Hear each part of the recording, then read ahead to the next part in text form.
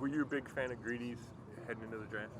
I've known Greedy about Greedy a long time. Coming from the SEC, and he worked out with Ryan Clark, who's one of my best friends. Ryan was actually here last week, so he's been on my radar for a long time. He's a very talented young man, and I'm glad that we have him. Yeah. The knock on him supposedly was that he wasn't a great tackler. So I know he isn't tackling out here, but what have you seen on tape to dispute that? I'm not going to try to dispute anything. I mean, what guys necessarily did in college, we're going to get them here, and they're going to do it our way, or they won't be out there doing it. And so, not just talking about Greedy, talking about the whole secondary as a group. We have a standard of play. Physicality and effort is our number one motto in our DNA. If a guy is unwilling to do that, they won't play. Greedy understands that, and I think he's willing to do that. I think you've seen him come in, and he's shown effort. He's finished plays. He's finished in a dominant position. He continues to get better. And so I've been pleased with the way that he's working. But like I said, the whole group understands that we have our DNA, and our DNA first thing is physicality and effort. And if you don't show that, you won't be out on the field. Did he offer any explanation for why maybe film last year, particularly at the end of the year, maybe he wasn't, sticking his nose in there as much? I didn't ask him. I didn't care about it. Well, he's gonna do it our way, or he's not gonna be out there. Coach, the way offenses are today, do you have to have at least one safety who's kind of like a linebacker in today's game? Well, people are trying to spread you out, and it doesn't necessarily have to be a safety, but it has to be a body type that has the flexibility that can possibly cover receivers and at the same time fit in the box. And so, if you had a hybrid linebacker, if you look at Steve's defense in Carolina, they had 54. I can't remember the kid's name, but he was that person that did it. Here, we'll try a number of different bodies to try to get that role taken care of. How's Morgan Burnett fit in so far? Morgan's been doing a nice job. He's a smart, reliable player. He works the way that you want your guys to work. He's a great teammate. He's been a good addition to our defense. How do you get guys? So many defensive backs just try to knock the guy down. They don't use their arms to wrap up. So how do you get them to wrap up? Well, the first thing is you got to get your feet and body in position, all right? A lot of times they're going for a certain type of tackles because they haven't gotten their body in position. Once you get your body in position, now you can bring your hips and wrap your arms and do all that. But we're going to drill that. We're going to work it. It doesn't happen just because you tell them to go do it. You have to practice that. We hit practice every day. We work tackling or some form of it pretty much every day. And then once we put the pads on, they have to be willing to go do it. And so that's basically it. Have you seen that, though, that not just your guys, but DBs in general just try to... I wouldn't just say DBs. I would say just defensive players. I think one thing that's happening with the evolution of the game, I've been in the league 13 years now, where the tackling has changed, the way we've coached tackling has changed, and it's been the betterment of the game, trying to take the head out of it some. And so we've had to change the techniques that we've coached to tackle. Instead of putting your face on the man, you take your hat across the ball, just different techniques. And so the guys are getting used to the new NFL and the way that we need to take this game to grow this game to make sure it's a safe game for the guys playing and the guys that are coming up. With Denzel Ward, do you have to be around him for a while before you appreciate his skill set, or is he so skilled that you can kind of tell that he was a real high pick? When the year before Denzel came out, there were two kids that came out, and I was like, who is that guy? Okay, I know I'm looking at these two guys. Who is that guy? You could tell he's special. I've been very fortunate to coach D'Angelo Hall when he was young, had Tremont and Sam and Charles Woodson. This guy's as gifted as any of those guys. What all is in his skill set? Well, he can bend, he runs with ease, he can catch the flash of the ball. He doesn't have to track it into his hands. He has the ability, he's smart, he has the ability to recover if he is beat. He can get out of his hips. There's nothing that he can't do. He's longer. People talk about his size. He's longer than you think he is. He's bigger than you think he is. He has the ability to be as good as anybody I've coached. So, I think you're probably talking about looking at Marshawn Lattimore and Garyon Conley. Correct. Yes. And those are two first-round guys the year before. Correct. But even in looking at those guys, and Marshawn was Defensive Rookie of the Year. Yeah. You saw that year early on Denzel. Yeah, I was kept saying, who's this guy? Well, I'm not looking at this. I had to go back and say, this guy is just as good as these other two. Okay. He's a little smaller than them, but even he's physical and he just has that natural fluidity and Correct. Yeah. What have you learned about Demarius? I had Demarius when he was a rookie. Okay. So, How's he grown then? you know, he's at his natural position first at safety, and so I think you're going to see him really just take off. He's always been a football junkie. He loves football. He's smart, and now we just have to make sure that he just learns the system and then go get the ball and do the things that he does. Now you say he's back in his natural position. Do you still feel like, I mean, last year they used him to go one-on-one with Mike Evans. Do you still feel like his ability to play corner is something you guys need to take advantage of from time to time? We'll see. That's a great question for Steve. Can he play corner? Yes. His natural position is at free safety, and that's where we're going to focus. But game plan and personnel and who we play will dictate where we align all our men.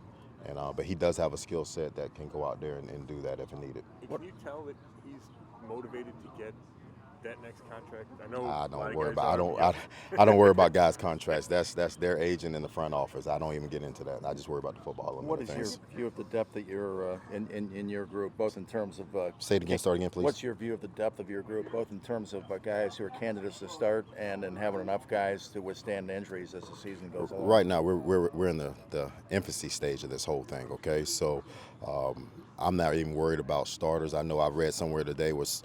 Somebody had wrote that this guy's a starter. This guy, I don't know how y'all would know that because I don't know who the starters is going to be. You know, we're rotating. So right now we're just trying to build a foundation, make sure guys are playing with our DNA, and then when we get into training camp, we'll start building that team. And then once we get into real football, we'll have that team and we'll go out there and win football games. But right now, I can't tell you who's going to start, who's not going to start. All I can tell you is that the room is working very hard, all right, and we're all on one page. And the effort's been outstanding. I can tell you that. In terms of Demarius, his natural position has always been free safety. Was it more by necessity that you guys played him at cornerback, or why? You have to ask the front office. The front office does the drafting. I do the coaching. All right, and so I stay away from that. I coach who they put in the room at the position they want me to coach them at. But did you know even back then that did you look at him as you were coaching him as a rookie and think this guy's more of a free safety? Yeah, I knew that then. Yeah, but once again, that's not my say. I coach. They draft. They tell me where they're going to play, and I coach them. And do you think he has multiple Pro Bowls in him? Well, that's too early to see. But if he plays up into his potential, he does. But he has to go do it. You know, you got to do it. This is a prove-it league. And he has to prove that he can do it. And you can't do it just one game. You can't do it one season. You have to be like Earl. You have to be like Wood, like I like the reference. Do it every year, every game, and then you'll get those accolades. From your experience working with talented rookies, are all rookies going to look like rookies to an extent, or are there rookies who can look like guys who can play right away? It's going to be different. And so, you know, it's different. It's case by case, you know, but they're all going to make certain mistakes. It's just, you know, what mistakes get caught, and is the ball going that direction when they make that mistake? Does Greedy strike you as a guy who has a chance to grow into a big role as a rookie? We'll see. I mean, right now we have a long ways to go as a group. Greedy has a long ways to go, and we're in, like I said, we're in the infancy phase of this thing. And so, for me to say that Greedy is going to be opposite Denzel or he's going to be out there with, that's too early to say. All right, I can say that I've been pleased with the way that he's been working and that the trajectory that he's going right now. He doesn't need to take a step back. Joe, what do you think about a guy like a JT Hassel, kind of an off-the-radar guy, but working at a new position at safety? You know, JT, you know, he's played mostly linebacker, and learning the safety position, he's growing, all right?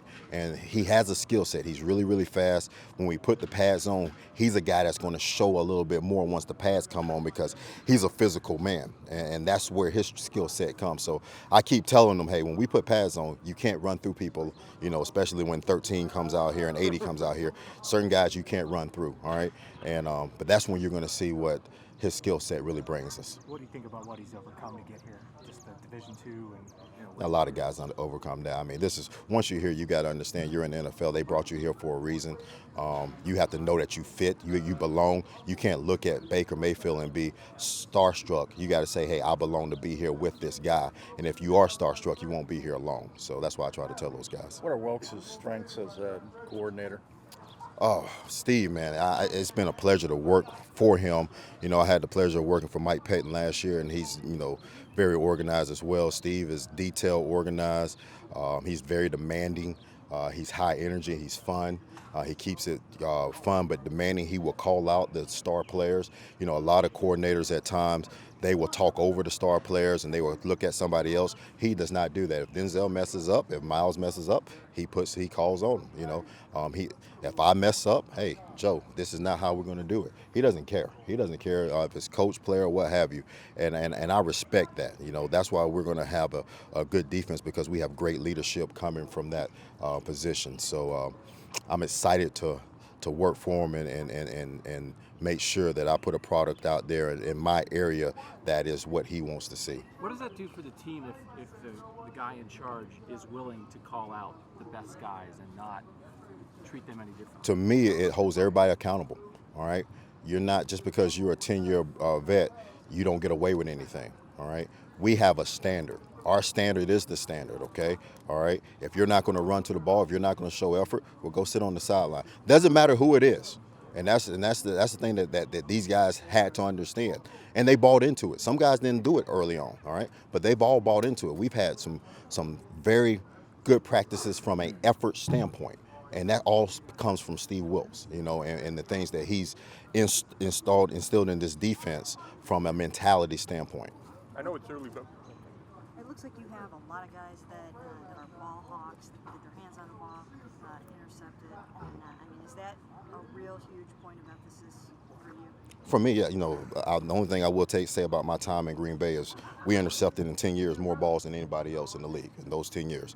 All right, I take a lot of pride in that. All right, we're going to get the ball. Okay, we talk about there's certain things that we talk about in coach techniques that I think are a little bit different from other people, but we're going to get the ball, and we have guys. And the way you get the ball, once again, is you draft guys that can get it, and we have them here.